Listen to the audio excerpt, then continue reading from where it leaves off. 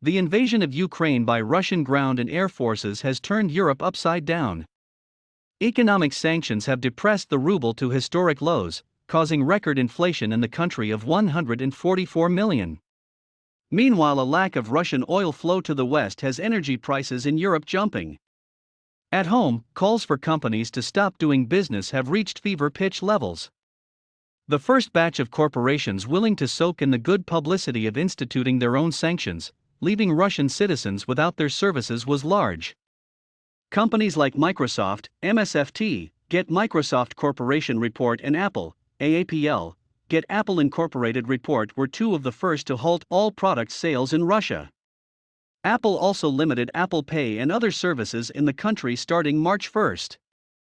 Visa v. Get Visa Incorporated Class A report and MasterCard, MA, Get MasterCard Incorporated Class A report blocked their services to Russian banks. On March 1, the investment management firm BlackRock BLK also halted the creation of new shares of its iShares MSCI Russia ETF.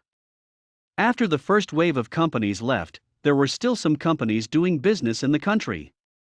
Over the coming days, those companies that stayed were dragged online by people wanting them to join the boycott. McDonald's was one of those companies.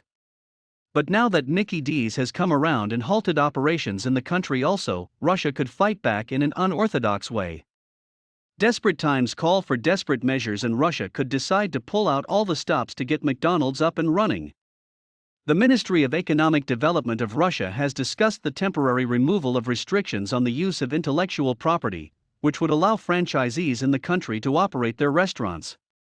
This will smooth out the impact on the market of breaks in supply chains, as well as the shortage of goods and services that arose due to new sanctions by Western countries, the Ministry of Economic Development said. The ministry said that the measure could affect inventions and computer programs from corporations with patents and could include companies that manufacture their products in the Russian government office said that the decision on goods and groups of goods will be made by the Russian Federation government.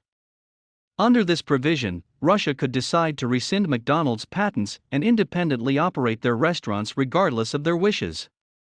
McDonald's could lose up to $50 million a month after deciding to shutter its nearly 850 restaurants in Russia and Ukraine, according to Reuters.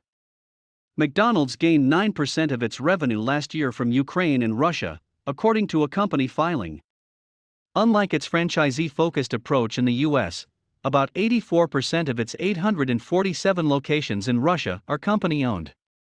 All of the 108 McDonald's restaurants in Ukraine are owned by the company. Combined, those restaurants accounted for $2.1 billion in revenue for the company last year.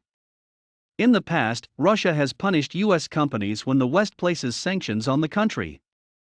In 2014, shortly after Moscow annexed Ukraine's Crimea region in 2014, Russia President Vladimir Putin closed 4 McDonald's restaurants in the country's capital over what he said were sanitary violations.